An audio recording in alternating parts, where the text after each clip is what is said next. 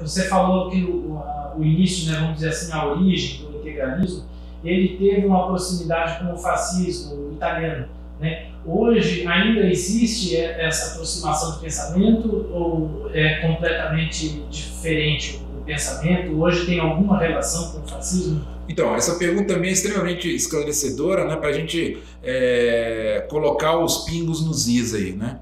Os pesquisadores do integralismo, os professores, né, e os acadêmicos adotaram essa visão aí, reducionista de dizer que o integralismo era um mimetismo do fascismo ou do nazismo, né? Coisa que não condiz com a realidade.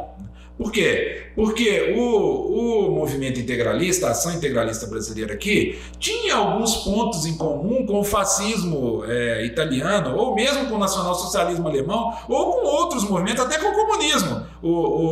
Por mais paradoxal que isso possa parecer, a ação integralista brasileira defendeu um projeto de reforma agrária no Brasil, que basicamente seria uma pauta das esquerdas, né? Então, essa questão de reduzir a ação integralista brasileira a um movimento fascista, isso aí é uma visão torta, é uma visão caolha que os pesquisadores têm, né? Existiam pontos em comum?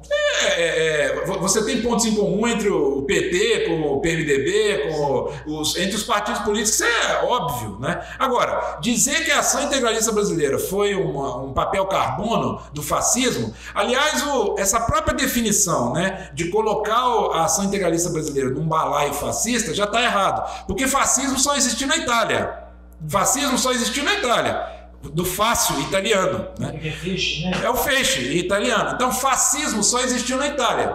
O que você poderia colocar é que durante a década de 30 nós tivemos em várias partes do mundo movimentos, né, que se auto-intitularam patrióticos, nativistas e tanto tradicionalistas quanto revolucionários, porque a ação integralista brasileira era tradicionalista e revolucionária ao mesmo tempo. Pode parecer paradoxal isso, mas não é paradoxal, né?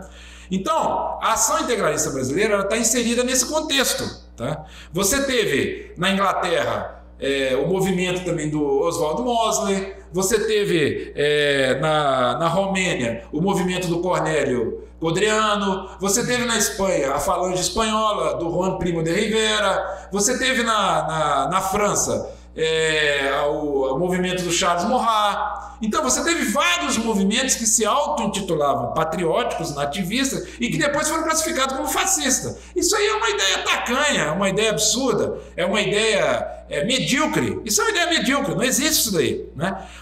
A ação integralista brasileira deve ser analisada no contexto do que ela apresentou ao Brasil na década de 30 e do que ela trouxe de experiência nova no ramo político aqui no Brasil, né? Você já tinha o PCB aqui, que foi fundado em 1922 aqui no Brasil, mas o PCB não tinha âmbito nacional. A ação integralista brasileira foi o primeiro movimento brasileiro político a ter âmbito nacional. Foi a ação integralista brasileira.